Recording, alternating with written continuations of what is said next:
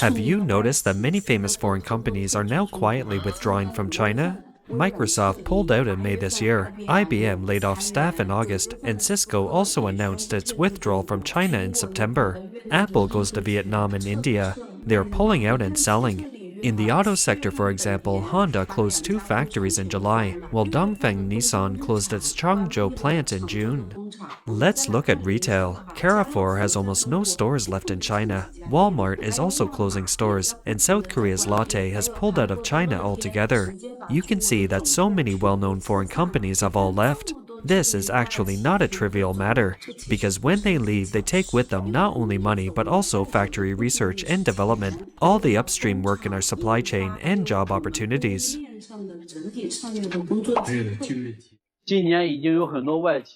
This year, many foreign companies have started to withdraw their investments. You can see how many people have lost their jobs in Suzhou City this year, and you will understand. Suzhou used to be called the strongest prefecture-level city because it had a lot of foreign investment. But now, a lot of those foreign investments have pulled out, and companies are laying off workers. According to statistics, more than 20,000 companies closed down in Suzhou this year. The departure of each foreign investor means the layoff of at least a few hundred people, and in some cases, thousands. Suzhou's electronics factories are mostly labor-intensive, and they used to support large numbers of migrant workers. But now you can see that many shopping malls are deserted. The number of closed shops is also increasing every day. The blogger said that in the past, if you wanted to open a shop in the shopping mall, you had to have connections. Now, a large number of shops are closing. Many plants are empty, and even if they are for renting, no one wants to rent them. China's rapid economic development in recent years depended largely on foreign investment. Now that the Chinese economy is in serious decline, foreign investors are accelerating their departure from China. Compared with Chinese factories, these foreign companies have given the workers more compensation. On November 15th, it was announced that Johnson & Johnson in the US had begun layoffs in several product lines in China, with a layoff scale of 20% and a maximum compensation of N+3. In the first week of November, LG's new factory in Nanjing, South Korea began large-scale layoffs. The compensation standard is N+3 plus a retroactive year-end bonus for this year. On October 27th, it was announced that due to market changes, Baxter, a US medical company that entered the Chinese market in the early 1980s, will stop its intravenous infusion business in our country and withdraw from the Chinese market.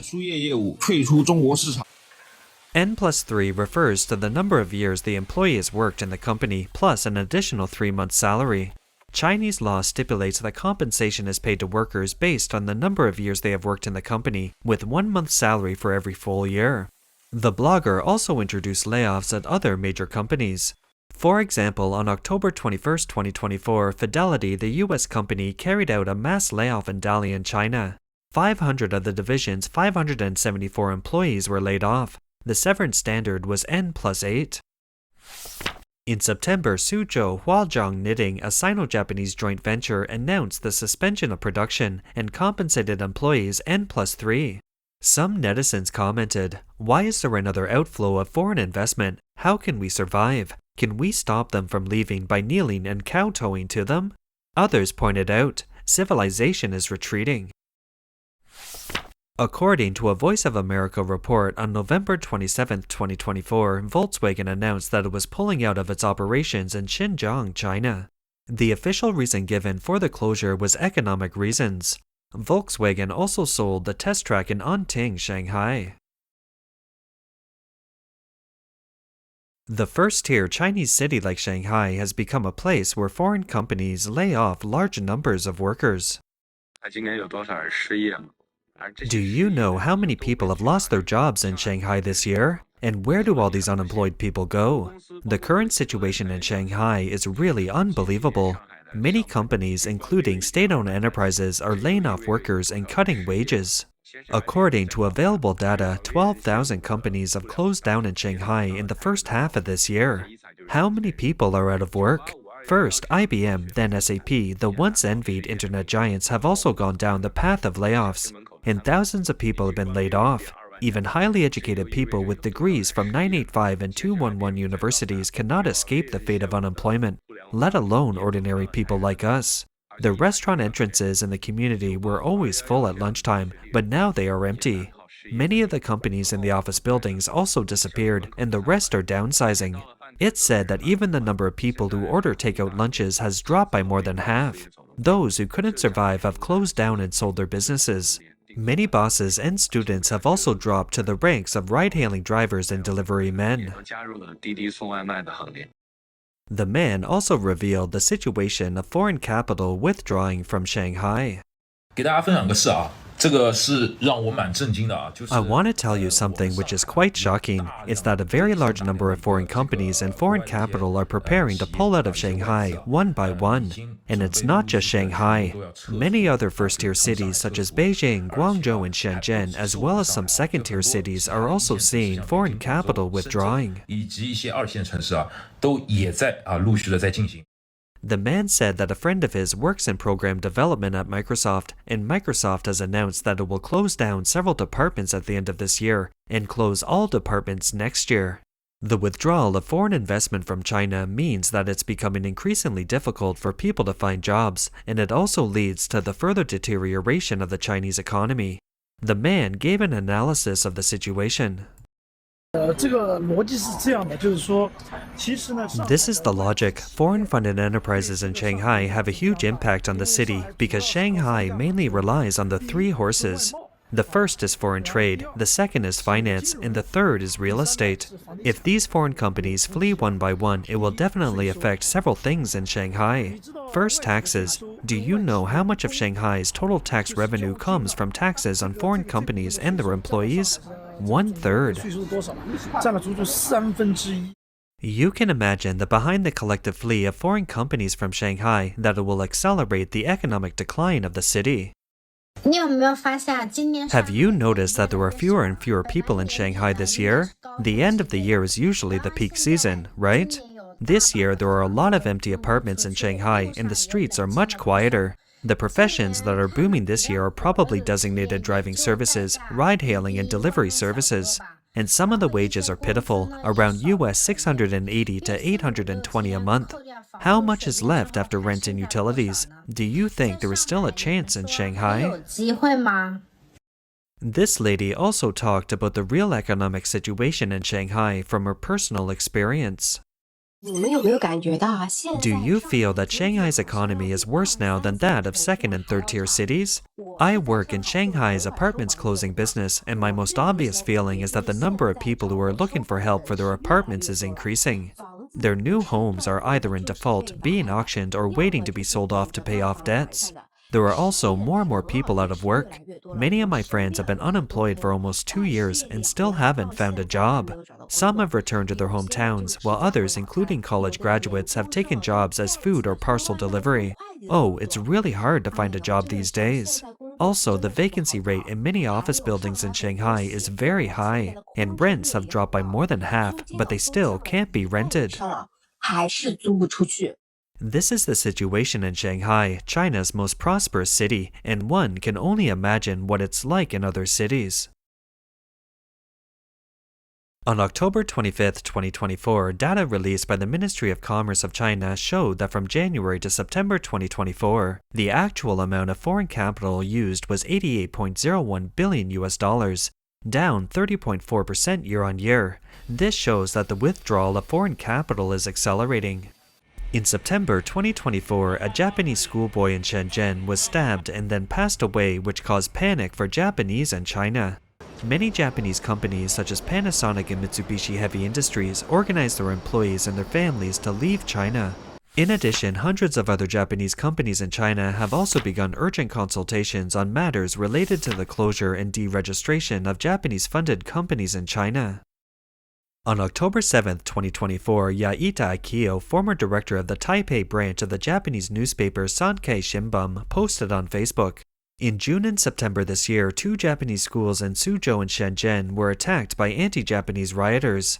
Last year, a Japanese pharmaceutical executive was arrested in Beijing as a spy, but Beijing has yet to disclose the details of the so-called spy case to the Japanese government. This has also deepened Japanese companies' concerns about the safety of Japanese people in China.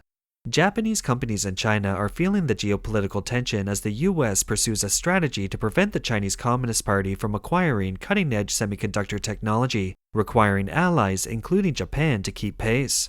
The Chinese Communist Party is also threatening Japan with severe economic retaliation if it restricts sales of semiconductor manufacturing equipment and related services to Chinese companies. Akio Yabuta pointed out, in a survey conducted by the Japanese Chamber of Commerce in China, 60% of the 1,760 companies responding said their economic situation has worsened compared to last year. Many companies are gradually shifting their focus to Asia and other regions outside China. For Japanese exporters, China is no longer as important as it once was. Last year, China accounted for less than 18% of Japan's exports, the lowest level since 2015. Akio Yaita said that investing in China is risky, unfriendly, and unprofitable. Japanese companies naturally want to stay away from China. This is the reason why Japanese companies are leaving China, and it also reflects the reasons why foreign companies are leaving China. Some people mention the negative consequences of the CCP's lockdown. The operation in the pandemic a few years ago directly confused every foreigner. In a city of more than 20 million people, if you are not allowed to come out, nobody could come out. No one dared to break the law, but why should they be locked up at home? Who would dare to come to China after this operation? Another netizen summed up the reasons why foreign companies are leaving. First, I thought it was an investment, then it felt like speculation, then it felt like gambling, and now I realize it's a scam. And finally, I confirmed that I am being robbed. With foreign capital gone, the situation for Chinese workers is miserable. This is a real scene on the streets of Shenzhen at night. The temperature tonight is as low as 13 degrees, the lowest temperature since the second half of this year. Although the weather is a bit chilly now, there are still many people who love camping in the wilderness. Excuse me, where's the rescue station in Dongguan City? I'm sleeping on the bridge now. I haven't eaten for 2 days. I just sleep on the bridge. I've been sleeping here for 2 or 3 days. Many people who can't find work have to sleep on the street, but the communist government blocks their chances on the street. No vagrants are allowed on the streets, welding steel pipes to park benches and putting concrete cones under bridge openings. You've never seen anything like this, and you've probably never heard of it. My friend told me that the other day when he was tired from walking on the street and wanted to take a rest only to discover that the park bench had been welded together with steel pipes. Not only is it uncomfortable to sit on, but the bench, which is supposed to be a place to lie down and rest, is completely unable for people to lie on it anymore. It turned out that the Chinese Communist authorities had welded steel pipes to benches along roadsides and in parks to prevent homeless people and beggars from sleeping there. They also poured concrete cones into the open spaces under bridges so that they would not spoil the cityscape. This is the logic of the Chinese government. Guangzhou, Shenzhen, Dongguan, and many other places were once centers of manufacturing in China, but the withdrawal of foreign investment has caused many migrant workers to lose their jobs, and now they are wandering around, even starving to death. The Chinese government, however, has no sympathy for the people, but is extremely caring about the trees. Starting in October 2024, when the weather turned cold, pictures of green trees wearing sweaters along the roadside were reported in Beijing, Chongqing, Qingdao, Chongqing, Shanghai, Hohhot, Wuhan, and other cities in China. According to a Beijing state media report, these sweaters are very expensive. On some streets, it takes a week to hand knit the sweater on each tree, and about 200 pounds of wool are needed for 5 trees. Some people have denounced the party, calling this senseless waste. Others pointed out that many people in mainland China cannot even cover their bodies or fill their stomachs, and that human life isn't as important as a tree. A delivery girl in Shenzhen, Guangdong, found her electric motorcycle stolen and immediately broke down and cried.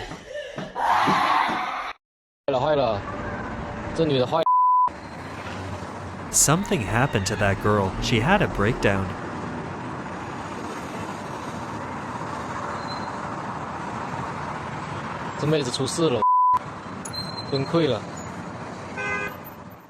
Some critics consider it as the doomsday scenario for the Chinese Communist Party. Someone mentioned that Emperor Yang of the Sui Dynasty, in order to show his extravagance to the outside world, had large trees wrapped in silk. Many foreign envoys wondered, in your country there are still poor people who are not clothed. Why don't you use this silk to make clothes for them? Soon after, the Sui Dynasty collapsed. The perverse actions of the party also provoked the people's anger. Down with Xi Jinping, down with the reactionary police, fight our way through the bloodshed. This angry voice should express the thoughts of many Chinese. How far can the Chinese Communist Party, which does not love the people, go in the face of the people's anger? That's all for today. If you enjoy our content, please like, subscribe, leave a comment, and share it with your friends. We appreciate your support, and we'll see you next time.